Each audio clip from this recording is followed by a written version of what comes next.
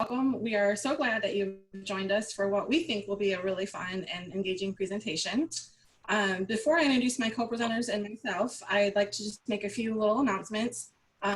Here is a link to our slides and some of our materials that we will be sharing with you all. So please feel free to click on that and follow along with us throughout the presentation, and we will post that link so that you'll be able to keep up with us. And lastly, we encourage you to also please post your questions in the chat as you have them, because we'll be monitoring that chat as well. Everybody ready? Okay, let's do it. So I am Brooke Taxakis. I am a reference and instruction librarian, and I'm also chair of the outreach committee. I am presenting with Steve Bahnaman, our reference and e-resources librarian. He's also the chair of the marketing and communications team. Next, we have Elizabeth Dobbins. She's our reference and online instruction librarian. She also does the majority of the library's branded design work and publications. And we have Alexia. She's the dean of the library and currently working on a dissertation focused on the value of collaboration for libraries in higher education. And as Summer mentioned, we are all from Campbell University. And with that, Alexia, please take it away. Thank you, Brooke. It was probably about a month ago that we decided to put this presentation together. And one of the things that we've been talking about as a library is how we collaborate and how we work with other entities on campus. And to start that initial conversation, we started passing articles around to each other within the library. And we started having discussions about what does that mean and what does it mean to be the library? And what role do we play in the greater scope and sequence of the university? And so, you know, we recognize, like Steven Spielberg here has recognized, that it's more than just about you and what you do, but what you can do that can create a greater impact when you work with community. So why collaboration for higher education? There's so many things that involve and focus in on the student and the value of the student and who the student is. University mission to deploy that includes all of us. There's no entity on campus that can do everything that the university mission encompasses solo. You have to find ways to reach students by experimenting, trying out new outlets, trying something new. So we must have a growth mindset when we look at our services, programs, what we do for instruction, teaching our students, the different events that we carry and activities, the way we enrich the student experience on campus. These are best served when we work together. And so in working together and in getting really excited about this topic personally, I started doing some research because that's what we do. We're librarians, right? We research. I discovered Wood and Gray. And Wood and Gray, and this is from 1991. So this is older, but this should tell you how long collaboration has been existing on our campuses. Whether or not we called it collaboration, whether or not we looked at it as this, oh, here it is, this is what collaboration is, or this is what we're doing, or we're following this theory. A lot of times we think of these great things to do and how to work together, not because we're doing some research, but we see a need and we feel a need. And that's such a big part of who we are as librarians. And so Wood and Gray really kind of stuck into trying to define what collaboration is. And one of the things they came up with is that it's a multiple departmental, multiple human element phenomena, that it's designed to achieve desired ends. This occurs when autonomous stakeholders, so your student success, your libraries, your faculty, we all come together in an interactive process. We develop shared rules, shared expectations, norms, and structures. We decide to act on issues that relate to our own domains, but relate to each other. And in doing so, we create an opportunity to do something greater than just what we could do ourselves. One of my favorite education theorists, Vygotsky, often talks about how together we can do more. And when we're modeling, when our students have the opportunity to see us working together and doing more, they then can model that behavior, and together they then can do more, which helps emphasize that university mission, because our university mission statements aren't a static item that we read and we follow along with, but it's a living statement that we hope that our students capture and catch on to, and they live throughout the rest of their career. So looking at collaboration, it's so much more than what one person can do by themselves, but it's what the greater university can do together. So we're going to talk about 3 different areas by looking at 3 key articles. As it was noted in my introduction, I am working on a dissertation, and so I have this very lengthy lit review, and I'm not going to, you know, sail you through the entire lit review, but I want to hit on some particular, very specific articles, and these relate specifically to how the value of collaboration aligns with mission and those different areas that help encourage and enhance our mission. So the first one here by Art, Woodward, Lindstrom, and Schoenrock. Oh my gosh, I've never said those out loud. I've read them. Is collaboration as instructional mission. That libraries are often employed in instructional mission. We're often a part of instructional mission. And one of the things they note in their research is that we have integrated ourselves into the key foundational elements of instructional mission, that from the 90s, the 80s, going back, far back into higher ed, post-World War II higher ed, we are integral into the part of developing classes and developing curriculum. However, sometimes we tend to take a back seat when it comes to time to deploy that. And one of the things that they're concerned about and what they encourage in their study is the assertiveness and the assertive need for librarians to integrate into that work and to continue onward, because we have enhanced that curriculum, and we, as what we do as a collaborative effort with faculty, we've made that class better. But it's such an important part of what we do as librarians is that collaboration with faculty, and recognizing it as that it is a collaborative work when we liaison with our faculty. To continue onward and to look beyond just faculty, you have then Forrest. In 2005, he decided to let's look at a back history of collaboration with student affairs, student life, the student service aspects of the university in line with the library.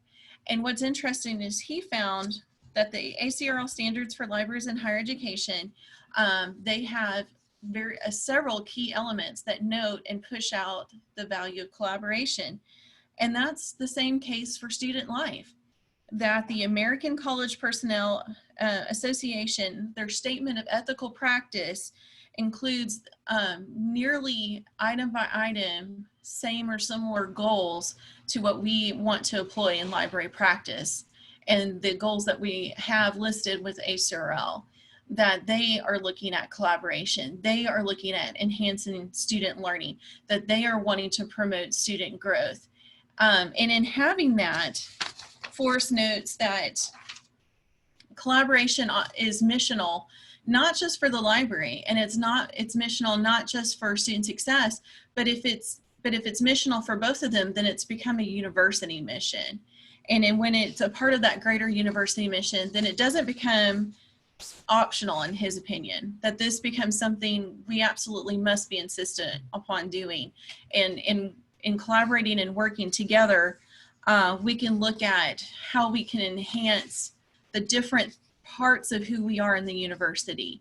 That student affairs has talents and skills that the library doesn't, and the library has talents and skills that student affairs they don't have, but in working together we can really do something spectacular, my words. Finally, we have Tucker, Bullion, and Torrance, and their discussion is actually pretty practical. And if you're ever trying to really detail why you want to do collaboration in the library and why this should be a part of every library's mission, they spill it out for you pretty even and fair. This is a budget issue as well, and a human resource management issue, that strategically it makes a lot of sense to share your programs, to do things cooperatively. But it also is a human resource savings, because you are sharing the workload of those activities and those events and that programming. And in doing so, the library then can also add new things to what they do and can spend more time developing new programs and new ideas and being that innovative practitioner on campus. Finally, I want to share a link with you. This is a link for suggested readings on collaboration. I've got here, and this was hard to do, y'all. I reduced an 8-page citation list to a 1.5 pages. So if I missed something that you think is pretty spectacular, that's on me, and feel free to add what you think is spectacular. Kay, I can hear you. And so feel free to click on that and take a look at those listings and add articles if you would like. But if you'll notice here at the bottom, I have this illustration.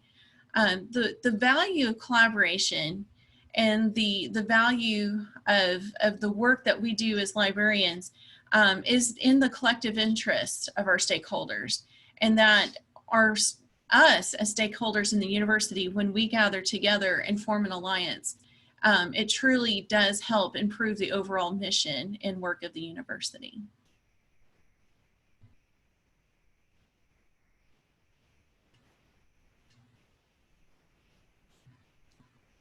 All right, hi everyone, and thank you, Alex. You can go ahead and go to the next slide. I think we're going to be talking about how we actually develop meaningful collaborations. So much of the research that Alex talked about demonstrated how successful collaboration happens through shared mission and vision. And usually this involves a focus on student learning. But how do we actually establish strong collaboration partners on campus? One way to do that is by marketing our own identity. So I'm going to be discussing how marketing can play a role in finding campus partners. So when I mention marketing in this particular case, I'm not referring to the marketing of specific outreach events or even specific library services. I'm really talking about the marketing of the identity of librarians and the power that marketing can have to build the library's reputation on campus. So over the past 10 years, our library has focused a lot of effort on cultivating a relationship with faculty and staff on campus through relationship building and a lot of consistent messaging. So that reputation is now something that, to be honest, we're really proud of and we're known for across campus. So that doesn't mean that we don't hear the occasional, grumble, but overwhelmingly when the library is brought up or a specific librarian is brought up, people's reaction is positive. It's that we are dependable, professional, approachable. Our work is known for being research focused and for being high quality. So there's kind of this sense a lot of times on campus that if the library is involved in a project, like the job's going to be done right. So how did we get there? And no, we haven't arrived. Building and maintaining a reputation is very much a work in progress, and it's something that we're constantly mindful of, and I don't think we'll ever completely get there. But there are 3 main ways that I want to talk about of how we market ourselves. So the first one is maybe the most obvious. We market ourselves through publications. And I'm going to give, just a couple examples of that. So when we created our strategic plan, which was a big initiative for us this past summer, we, alongside that very thorough internal document, of course, also created kind of a marketing version of that. So we developed a very polished version to share with stakeholders. And that was very much kind of a marketing document and a way for us to talk about our own identity on campus. A few years ago, as another example, in response to the ACRL framework, we put a team together to redevelop our information fluency program website. And we wanted to leverage what we felt like was faculty-oriented vocabulary in the framework that we thought could be used as a marketing piece. So we really took advantage of the framework and those changes to market ourselves to faculty using what we felt like was their own language. And as an aside, If you are interested in seeing some of those materials, we've presented on this in the past, and we've actually developed a website to share all of this with other librarians under a Creative Commons license. So we're very happy for you to look at what we've done, and if you're interested in using any of it, I've put that in the chat for you. So a third example of publications as a way to market our identity is a faculty resources flyer.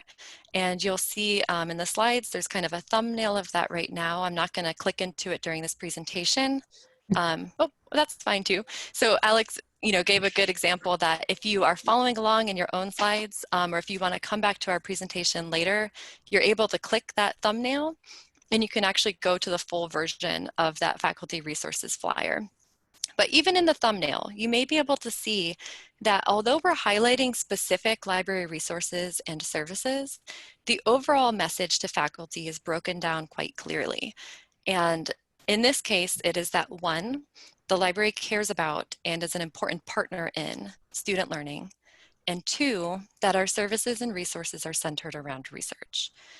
So those are just a couple examples of some of the publications that we do. It's a traditional method of branding. Of course, we all do it. But it's important, I think, to have a consistent message and convey your identity throughout all of your publications so that even if we're talking about one specific event or one specific service, it's building toward that reputation and that identity of who we want to be on campus. So we also market our identity through the types of outreach events that we choose to do. So Brooke is going to be talking a lot more about outreach events as the chair of that committee, and she'll be giving a lot of examples specifically with student support services. And I think that reflects what Alex was talking about. There's a lot of shared mission between the library and student support services to impact student learning. I'll give a couple quick examples here too, though. We also have recurring events that have helped us develop a strong reputation on campus, and these events have kind of taken a life of their own. So one example is the Faculty Lightning Talks, and that is an event that recurs once every semester, and it gives faculty the opportunity to share their research. It's very well attended. We usually record them and host them online later as well. And another example is the Academic Symposium. So that is a student research symposium that we've been doing for 10 years, and that has become a huge annual campus tradition. Both of these events really help establish the library's identity as a research hub.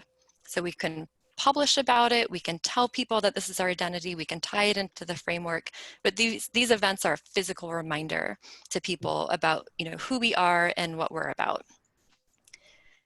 So finally, yes, and Steve's putting in the chat that even in 2020, we host the event in March, which as you know, was a very crazy time for all of us. And thankfully, because of technology, we were still able to pull it off as a virtual event this year, which was really exciting. So the third type of marketing our identity that I want to talk about is simply old-fashioned relationship building with faculty and staff across campus. We all do this. There's a lot in the literature about how important this is. We rely on our formal liaison structure with faculty to build those relationships. But I think that also serving on faculty committees and also on student life committees has been a really important way for us to market who we are and bring our identity to faculty. So we're not just talking at them, we are where they are and serving alongside them in these committees. And that's been a great way for us to talk about ourselves and also just form these relationships with faculty. So I'm going to turn it over to Steve now, and he'll talk a little bit more about how this kind of reputation building has snowballed over time. That is the next slide. Hi, everyone. Yeah, so messaging in this case really involves a variety of tangible steps that you take. And the more you do partnerships, the more you become a partner. Part of the reason I put up the Academic Symposium link was because I wanted to use that as kind of an example of really a massive snowball effect that's occurred for the library in terms of reputation building. And that is that everyone wants the library to be an academic hub, right? I mean, I think that's a general goal for every library in the country at every campus. And it is because students study there, and it is because we hold all these, outside the curriculum research materials and things like that, but socially, or in terms of how we're seen and our goals are seen, being that academic hub does require a little bit of work from an outreach standpoint. And in our case, 10 years ago, we started very small with the academic symposium. I believe at the first academic symposium, there were 8 presentations or something like that. It was in one room and it took one day, and it was one day long. We still have the original poster, and it's pretty adorable because now you couldn't put all the presentations on one poster, and we haven't tried to. But that event was successful, but small the first time. We learned from it and kept going, right? And as a result, by the time I arrived at Campbell in 2012, that was the 3rd symposium ever, I believe, and it was already a pretty big event. I think we had some kind of 40 presentations. And now we're up in the vicinity of 100 every year. And it's now something that happens every year and is kind of a big key piece of how faculty see the library. So iterating over and over again, that event caused then us to keep thinking about, well, what else can we do to build on this symposium branding? So we built lightning talks, which Elizabeth already mentioned, which is a chance for faculty to share their research with students. And at a campus our size, we aren't constantly having, guest lecturers in every department every week. We don't have, visiting scholars all the time at Campbell. So the opportunity for students to interact with professors in that way is a really valuable way to expose them to research. And it's gotten to the point now where units will actively seek us out for collaborations if kind of that academic hub idea is present. It was just this past year that the it's the core curriculum committee, the general education committee that covers our, basic classes that everyone has to take, wanted to do a display. The library's been doing displays for a while, and we picked that up from them and created kind of a history of the curriculum at Campbell display for them, but had no idea of doing that ourselves. It was just something that they thought, oh, maybe the library can help us with this. And the more you keep pulling those things off, the more it snowballs, and then people do, in fact, start seeking you out. The bad part here is that there aren't any direct shortcuts, right? I think sometimes, if your library has only recently adapted kind of a marketing model or an outreach model to try to define itself, you might be looking for that, what can we say that's going to make everyone get it? And we as librarians know that isn't really how that works. Just like research, this is really about iteration. So that first symposium wasn't huge, but it was there, and it let us keep going and keep building. And doing it the second time and the third time, it immediately grew a lot because we already had practice in it. So a lot of this reputation building is really about iteration. And it's not necessarily about front-end publications all the time. It can just be about what you're already doing, right? And then people see you that way. And simply you build a reputation kind of behind the scenes, but it's in the front of people's minds when they think about the library. If that makes sense.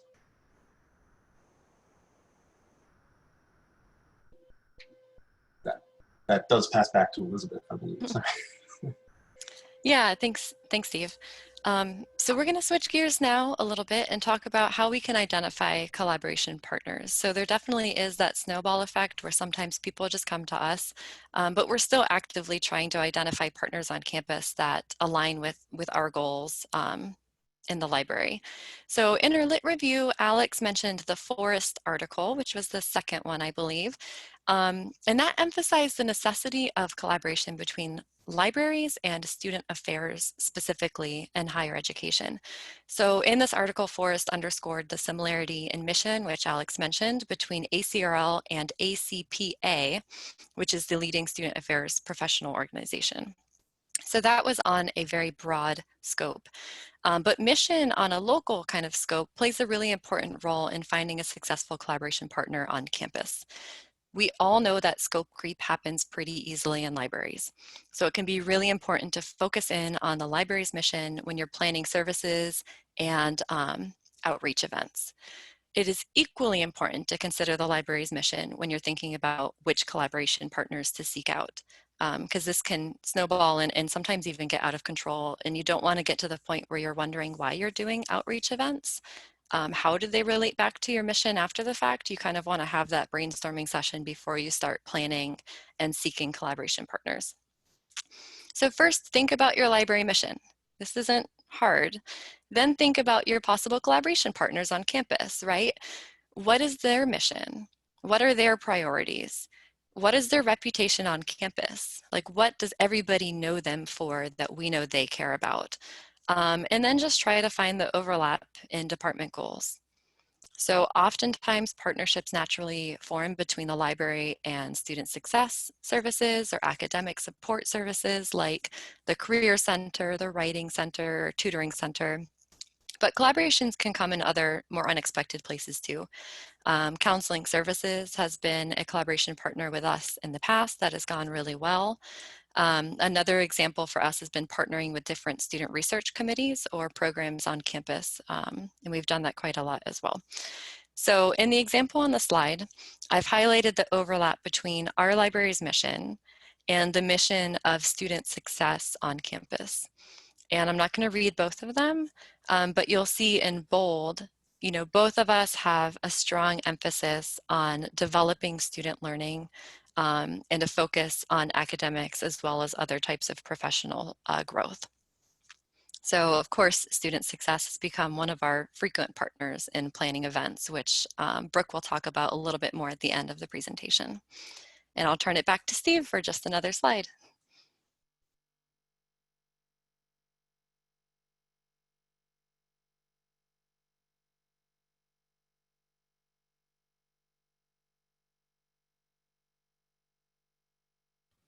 Steve, you're muted. Zoom. Well, good. Okay. I'll start again. Thank you. Sorry. It's important for me to say, because a lot of this discussion is a bit anecdotal in our case, but Campbell is a medium-sized private school that feels very medium-sized. And by that, what I mean is we know many of the employees in many of the other departments, but maybe not all of them personally. But there's a lot of, interaction between people at different levels of the organization. If you work in a very small school, then, as I did before, you will, recognize some similarities to what I'm saying here. It's really the case that on college campuses, sometimes the thing that an academic unit or a student support unit or a group needs is just people to help.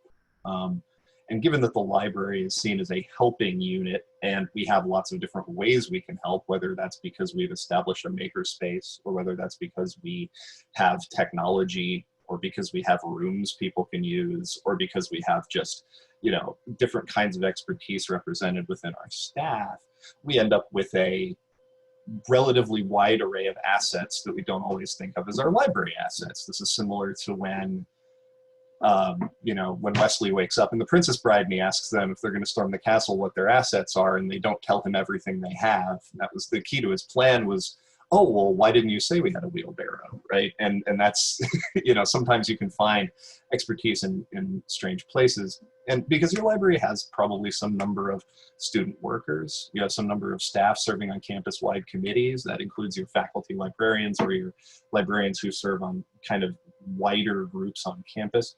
You may have employees with unconventional expertise. I will use myself as an example. I am a trivia person. I am a trivia host. I'm also a trivia writer, and sometimes people on campus want to have trivia night, and they look to me specifically to do that. That's an easy way to participate in activities outside the library, but maybe get a little bit of library promotion in there. We also have, for instance, Elizabeth is an extremely good design person, but has to figure out sometimes whether she can help with different design projects on campus because she's really good and more people want her than perhaps can have her sometimes, it seems. But you may have, people in your library that can contribute to campus efforts that are really meaningful, without necessarily like it turning into the library's problem. You know, people can lend to efforts, is kind of the way to put that. But what else does your library have? Does your library have really cool archival collections that can support marketing efforts for the campus as a whole? Does your library have really cool digitization projects that are worth showing off when you're marketing new things to students? Does your library have lots and lots of e-resources that people don't know about that can support things like the Career Center or admissions or grant finding or any other things that are on your campus that people don't necessarily think, the library right away? So you have within your library things that people don't expect the library to have. And whether that's, you know, permanent, that's still worth thinking about when you're thinking about collaboration. Because in the end, too, sometimes they just need somebody to help. If you've worked at a small school, you know what that's like. You know, sometimes you just are a person who could help with an effort, and that will eventually pay some dividends for the library as well.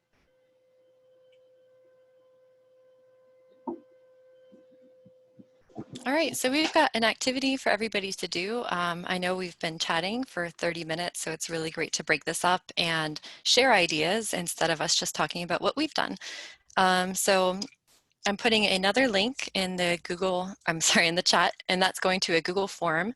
And in there, everyone can just click on the document that's titled Developing Meaningful Collaborations. And that is an edit all document. So once you click there, you should be able to go right in and have edit privileges. And I really love to create kind of living documents from presentations where we can all brainstorm ideas and then be able to go back to that document after the presentation and have tons of ideas that you can sift through of how to actually apply it. So let's take the next few minutes, and we've got a little chart here, and it's just a document to help you brainstorm your collaboration partners. I'll double check that edit link. We did check it a few times, but we'll try to get you access, Rachel. I'm going to explain the document first, and then we'll troubleshoot that. So you will see that the first column is your library's identity or mission. So don't just think about your rigid mission statement, that's important, but also think about your identity. What are you known for on campus? Then the next couple columns are thinking about people on campus. Try someone you may not have thought of already, maybe a collaboration partner that isn't as obvious, and just brainstorm. You can list, you know, that collaboration partner down, and then in the following column, think about their identity and mission. What are they known for on campus? And is there some overlap there that would dovetail really nicely with the library's own mission and goals? And then you can just kind of explain that overlap on the far right column. And I'm curious to see if we can get any surprises here. You know, groups on campus that maybe aren't traditional library partners that could make really great collaboration partners for special events or research on campus. So let's give everybody, you know, a few minutes, like 2 or 3 minutes to start brainstorming that. Feel free to just type things out in the document. And then as you know, we see things as a team, we will give kind of shout outs to people's ideas in this session as well. And I went ahead and put a straight link in there. It's potentially possible that that may help you if it wouldn't work from inside the folder for some reason. I don't know why that would be, but Google Docs.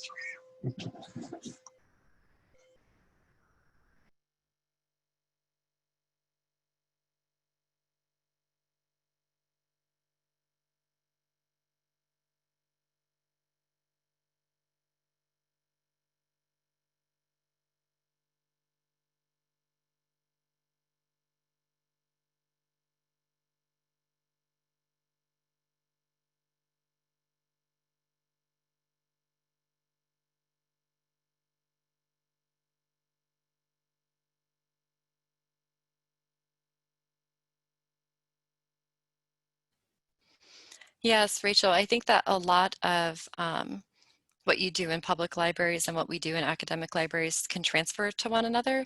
And one collaboration avenue that we've actually started looking about more seriously lately is how can we as an academic library collaborate with public libraries in the area? So yeah, I think there's a lot of examples that you can use here that will relate to both academic librarians and can also give ideas to other public libraries.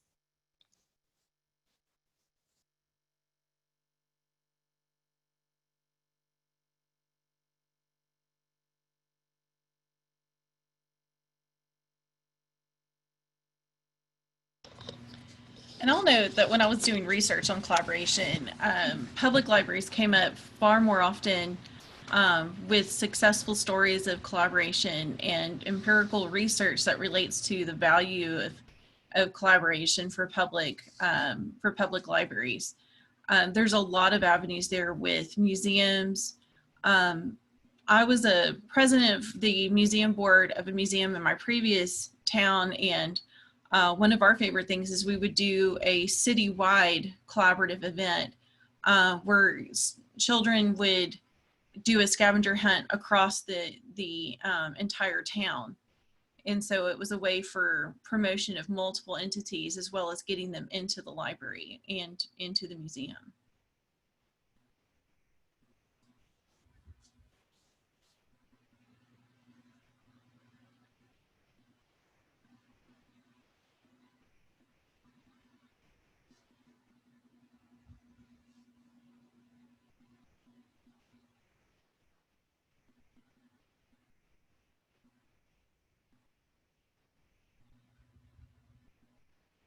Anonymous Panda is writing being techies. I like that. A lot of times in libraries we're full of techies, and it's nice when that's noticed.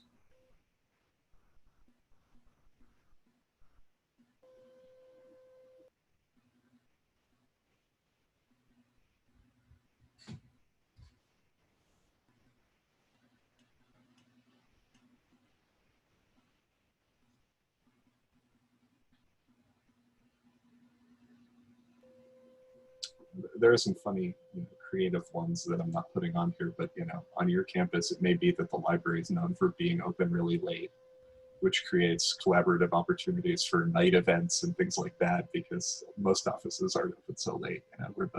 We're the campus Taco Bell in many ways.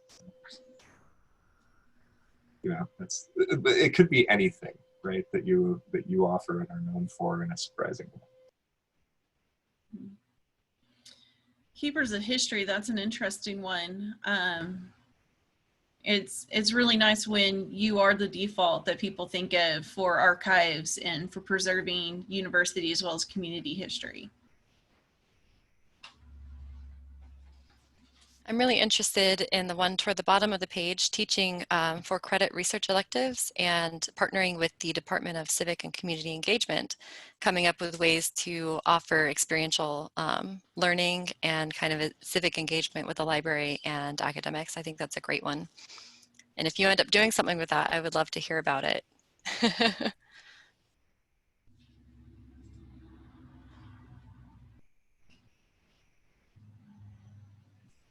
All right, so at the risk of cutting people off, please continue writing, but I think we're going to go ahead and move into the third part of our presentation. But remember that this is a document that everybody can continue to add to and refer to after the presentation is over. All right, so as Elizabeth has mentioned, I'll be talking about some of the collaborative events that we've had at Campbell and on our campus. So we have held several events, and we've partnered with several different departments across our campus to create a variety of outreach events that you see pictured here, along with some of our flyers that Elizabeth has designed for us. One of our events was a Muse. It was a TED Talk series that we did during the spring semester, and we collaborated with Career Services, the English department, Academic Support Services was involved with that. Then we've done Dabble in the Discipline, which is pictured at the top left corner. And that is an ongoing event, and we try to hold 3 of these events each semester, which we highlight different disciplines in each event. And we've partnered with academic advising, and we have faculty from various departments come and share information about their discipline. Faculty lightning talks that we've heard from both Steve and Elizabeth on is pictured in the middle at the top, and this is an ongoing once per semester event. We work with faculty who have recently published or are currently doing research, and we invite them to share their research to students in a short 10-minute presentation. We usually have 3 faculty from very different backgrounds, so it's kind of an interesting way if you're a science person, but yet there is an English professor talking. It's kind of a neat way to be introduced to different disciplines. Our 3 presentations are then followed by a short Q&A at the end, so that's been really great. Our Knock Out Your Paper event, this is something that has seen, and I'll talk about this in a few minutes, it's seen a lot of change over time. Currently, we've done this event, it was done online this past semester due to COVID, so thanks COVID. And we've partnered with Academic Support Services, which is our writing center. They house the writing center, which is located in the library itself. And the librarians and the writing coaches were online in Blackboard Collaborate, and Elizabeth played host for us. And as students would enter the room, she would put assign them to the different areas. So there was a room for writing coaches and a room for librarians, so students could get filtered into the right spaces that they needed to be. When we've held this event in person, it was called something different, and we've partnered with counseling services as well as the writing center, and we would hold this event once each semester during final exam time. We have had, as Steve mentioned, he's our trivia guru, and we've held our own library trivia nights in the library. This one is pictured at the top right corner above the time capsule flyer, and at this particular trivia night, we had our very own president of the university show up, so that was really fun. But we have collaborated with both our alumni office and our campus activity departments to hold specific trivia themed nights. As Steve mentioned, kind of that snowballing effect, you know, people start to know what your niche is, and then they approach you and they ask you, and that was an example of us being approached by others to host events or to help them with events. Our time capsule event was something that we held last fall, and we worked with other SGA and other departments on campus. And basically, Campbell were getting they built a new student union, and they had hoped to have this nice big grand opening and bury a time capsule and all of this grand thing, but then COVID, so thanks COVID. But in the library, we had different rooms set up so students could write messages and do recordings, and so we did a lot. And we also made that transferable so that our adult and online education could also participate in leaving messages and artifacts for that time capsule as well. So that was a really cool opportunity for us. And then again, as Steve and Elizabeth touched on, we've talked about our academic symposium a little bit, so I won't spend a whole lot of time here.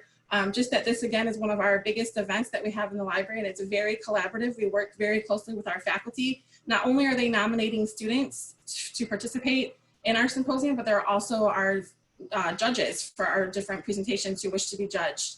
And so it's very collaborative, and without our faculty, this event would not be as successful as it is.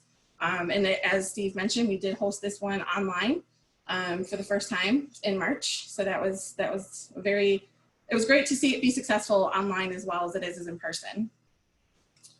Other collaborative events that we have held, I'm going to go to the next, if you'll switch slides, Alex, for me.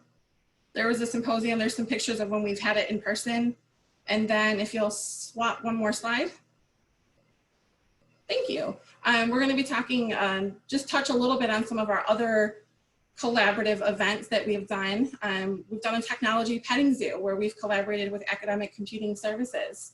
And we've done this past spring, we did a crowdfunding campaign where faculty and students helped us to raise money for that. So again, we had found great partners in, there's history faculty, there's, English faculty who are very excited about helping us with raising money for the library. So it was great to have their support. And then, Steve mentioned this whole snowball effect, and people seek you out, right? So we've actually been approached by other departments to partner with them on some of our events, or on their events. And one of those is Spiritual Life. And they have an event called Our Place at the Table, which is, they hold that once a semester, and it's for a safe place to have courageous conversation. So they invited us to join in, and it was a great partnership because they were really struggling with, well, how do you have that conversation continue after the event? So as a library, we were able to provide a research guide and put up a whole bunch of books and different resources that would allow students to continue that conversation at the end of their presentation or at the end of the event. So it was a way for us to help them to continue that conversation. And again, you know, looking at if your plate is becoming really, really full, and, you know, as librarians, it's really hard for us to say no. But if you're, you know, saying yes to too many things and needing to kind of regroup and refocus, looking at those mission statements can really help you to say, you know what, that's not really in our realm. That's not really something that we do, or we can, you know, so it can help you to just nicely say no, or to recognize that we've got too much going on. So how to help make some of these events collaborative, these collaborative events successful? How do we do that? And we've heard these things from, you know, Alexia's lit review, Steve and Elizabeth touched on this, all of these things. Collaborative, you know, your partners are going to be really important. You want to choose your partners wisely. You want to make sure that your mission statements are going to align. So if you'll go to the next slide, Alex, I'm sorry. Perfect. So these are the 3 things to look out for.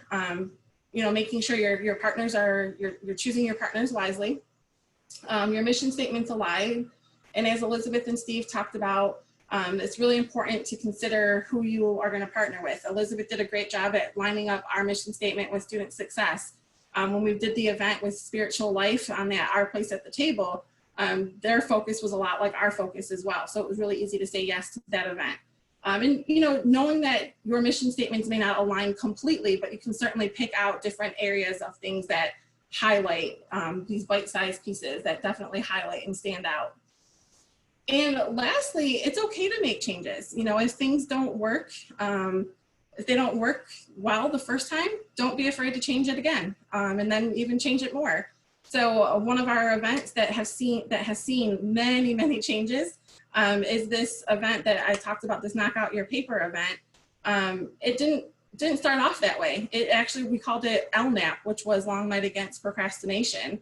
And we did that for a few semesters, few years actually. Students didn't quite, I don't think they quite understood what that meant, Long Nights Against Procrastination. It can be a little bit confusing and misleading.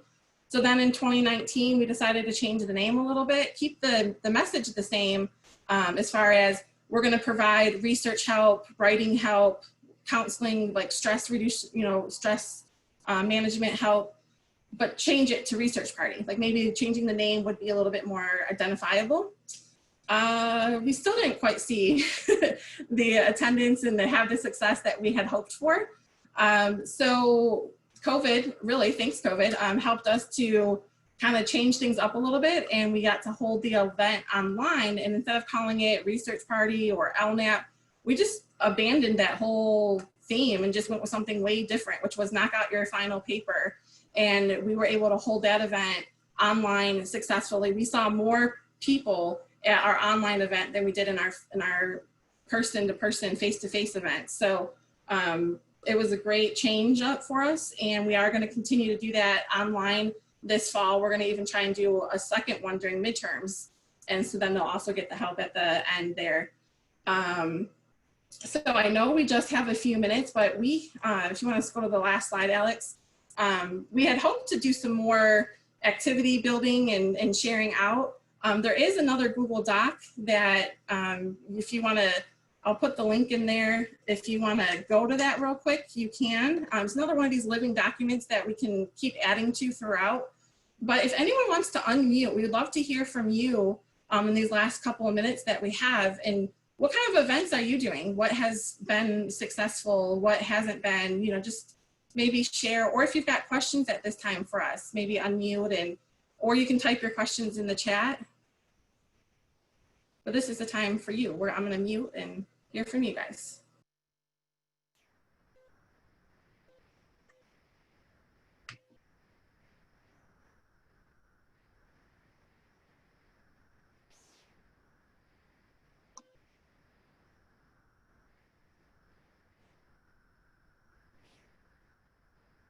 I have a question for Brooke that's very specific, but wasn't the original LNAP, didn't it have a superhero theme?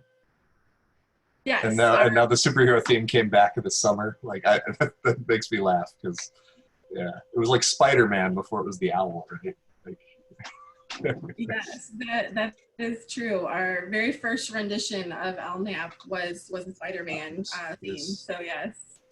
Here's Laura. Laura, Will oh, go ahead, Steve. oh, you're okay. Yeah, here's Laura Luck with, will you rebrand when you do your midterm one? That's a good question. I think we're going to keep it kind of the same. Like instead of saying knock out your final paper, it'll just be like, knock out your paper, knock out your assignment. Because usually around midterms, there is usually a research component, a research paper component, or some sort of assignment. So yeah, that's a good question. Thank you.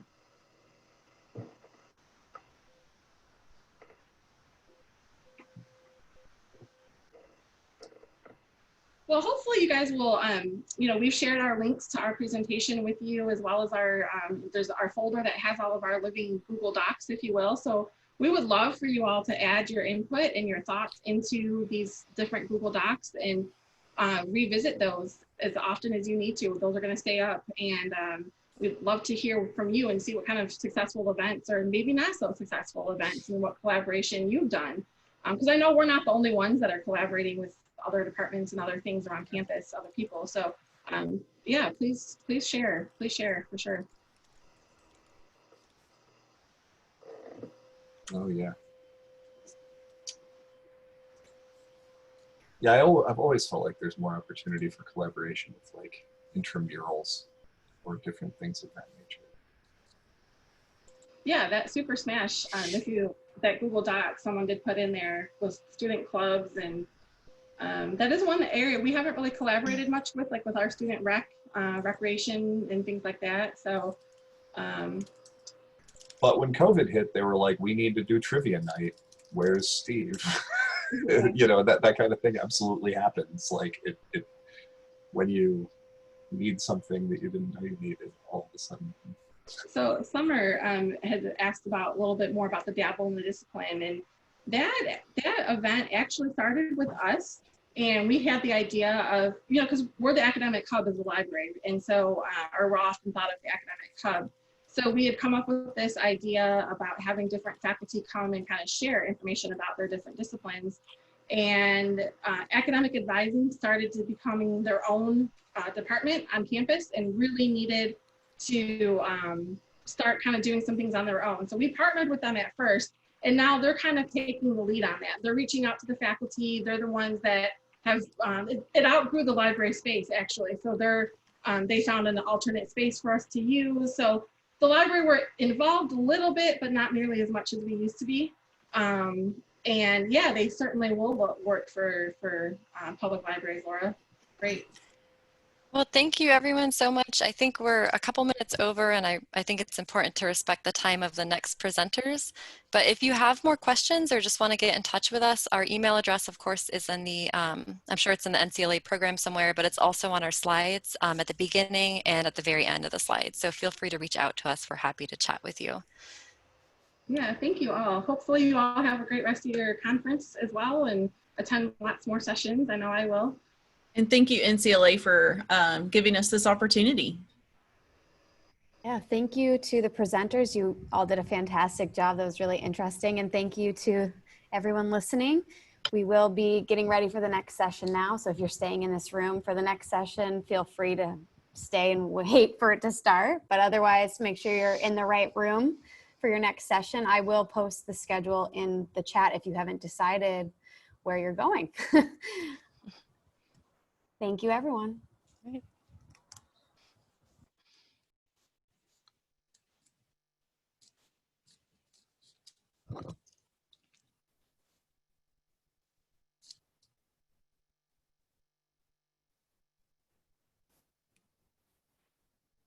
Hey, how is everyone this morning? Good. How are you guys? Happy Friday.